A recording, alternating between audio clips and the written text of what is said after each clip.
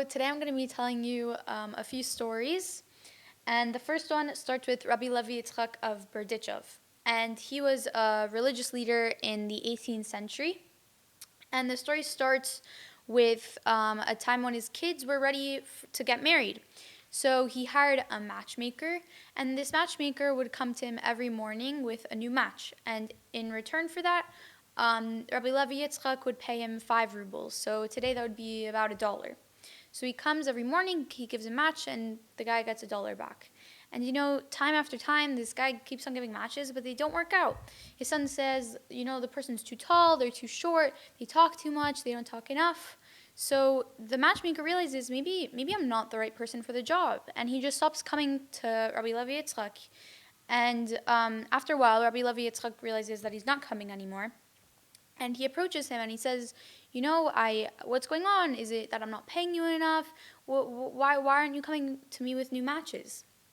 And the matchmaker says, to be honest, I'm kind of embarrassed. All these matches that I'm giving you, they're not panning out. They're not really working. So I realized, what's the point? You're paying me, and it feels like you're paying me for nothing. So Rabbi Levi Yitzchak says in response to him, no, you don't understand. What you're doing is actually even more beneficial than what any other matchmaker could do. He explains to him that before every baby is born, 40 days before a baby enters this world, their soulmate is announced in heaven, the name of their soulmate. And throughout their life, when they do the soul or the person, when they do good deeds or when they do mitzvot, an angel is created in honor of that mitzvah. But sometimes when people do good deeds and they don't have the right intention, so for example, if I give a tzedakah, if I give charity, and my intention is that, I'm going to get such big recognition for this, I'm going to get so much awards, whatever. If I don't have the right intention, there is an angel that's created, but instead of being a perfect angel, it has a deformity. So sometimes these angels are deaf, and when the name of the soulmate is announced, they don't hear the right name. So every morning that this person lives, instead of announcing the right name, they announce a different name. And Rabbi Levi Yitzchak continues to explain that first you have to go through all these different names that aren't the soulmate, and once all those names have been tried out in this world, that's when the person is finally ready to meet their soulmate. So he explains to the matchmaker, what you were doing was making sure that my children were meeting all these different people that their angels mistakenly announced, so that they can eventually meet their actual soulmate. So this guy then realizes, there is a purpose to what I'm doing, and he continues to look for a match with a new excitement. And what I learned from this is that sometimes we see ourselves and we think we're doing, not such a good job. We think we're doing the wrong thing because we have this certain goal in mind that we think is the right goal and we want to reach there. But sometimes when you mess up, you reach a different goal that you didn't expect, and that can even sometimes be greater than your original goal. Okay, so the second story that I want to talk about is not about a rabbi, but about a man from Okop, which is the birthplace of the Baal Shem Tov. Now, the Baal Shem Tov was known for being very merciful on everyone, basically. And he would always try to do what's best for everyone else. So this guy that's from this town of Okop, his name is Yoel. And Yoel was very learned. He studied every day Torah. He did every mitzvah or every good deed that he could. And one day he decided, I'm going to fulfill the commandment to write a Sefer Torah. And he hired a scribe. It was the most expensive scribe, but he didn't care. He just wanted to invest as much money as he could in this project. And finally, when the Torah was finished, he had a big party with all the honorable people in the town, and he invited all the honorable people. Now, someone who he didn't invite was Beryl, the water carrier. Now, Beryl was a very simple man. He went to synagogue every morning, but he didn't really study a lot. The only thing that he did was every morning he would finish the whole book of Tehillim. He would finish the whole book of Psalms. Now, Beryl thought, maybe I'm not the biggest religious man, but I still think, this is a big deal to go to this event, so I'm going to go anyways. So Beryl walks in and he sees a seat empty and he decides to sit in it.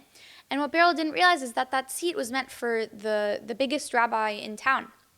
So Yoel comes up to Beryl and he tells him, you really think that you can come here and sit in this chair? You're not even invited. Leave. So Beryl's really embarrassed, and he walks home, and he realizes, maybe that was good for me. Maybe I'm not actually that learned, whatever. So Yoel continues with his party, and he says, thank you everyone for coming. He has this big speech, and he explains how hard he worked for this Torah, how he invested so much money, and he's so happy that all these people could come.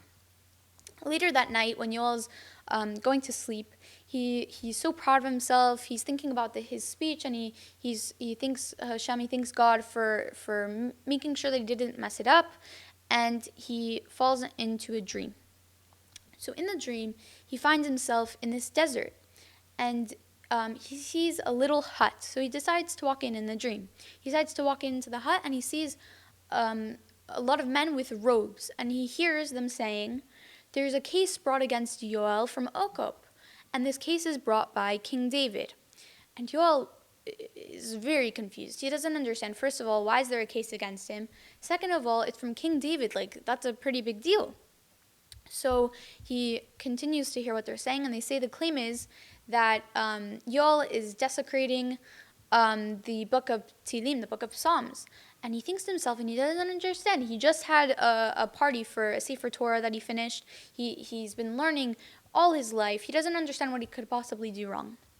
So King David comes to the court, and he says, yes, this man spoke very harshly to Beryl, and Beryl is one of the holiest mans in Okop, and he reads Tehillim every morning. He loves it and appreciates it. So this man, Yoel, deserves to be put to death. And Yoel is in shock. He doesn't know what to do. He didn't even realize that Beryl was that holy of a person. He didn't realize that his words could have such an effect. But then he sees the Baal Shem Tov in the court, and the Baal Shem Tov says, no, he shouldn't die. Why should he die? And he says, if he dies now, then there will be no way that anyone will know that, first of all, that the Tehillim should be that appreciated, that the Psalm should be that appreciated, or why even Yoel died. So Yoel wakes up, and he realizes that decree was passed on from the Baal Shem Tov, that he doesn't deserve to die, but he now knows that he needs to make sure, first of all, to make amends with Beryl, and to, second of all, really appreciate Tehillim and Psalms. So that morning, he runs to the synagogue that Beryl prays at, which is a little, it's not that expensive.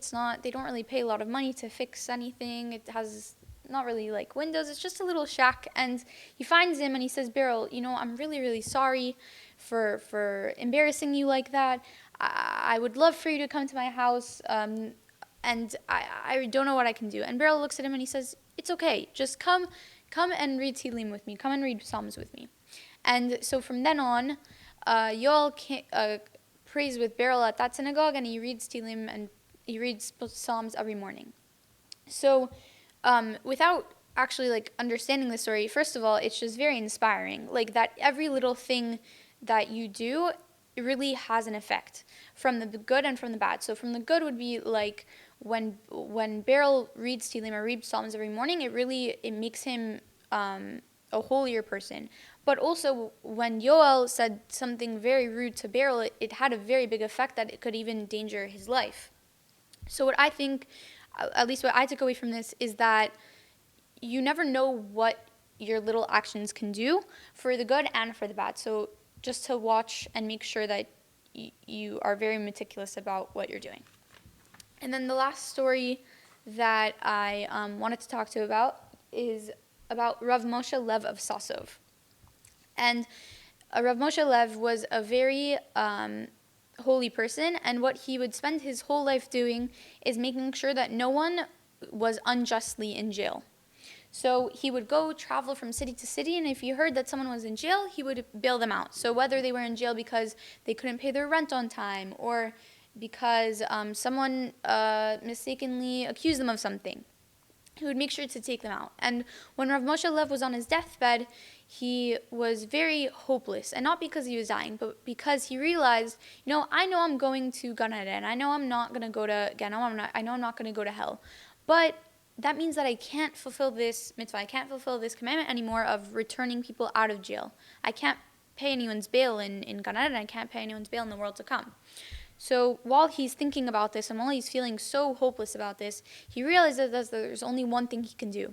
So before he has process, like to think about this, he passes away. He dies, and he decides to go to Ganem. He decides to go to hell, and the angels that are in charge say, this is a very great person. There's no way that he can enter hell with the fires still being on. So they decide to cool down the fires, and Rav Moshe Lev sees the angels, and the angels are like, Rav Moshe Lev, first of all, what are you doing here? Second of all, there's souls here that need to have the fire. And he says, no, if there's souls here that have a minute of relief, then I'm staying here. And the angels say, no, that can't happen.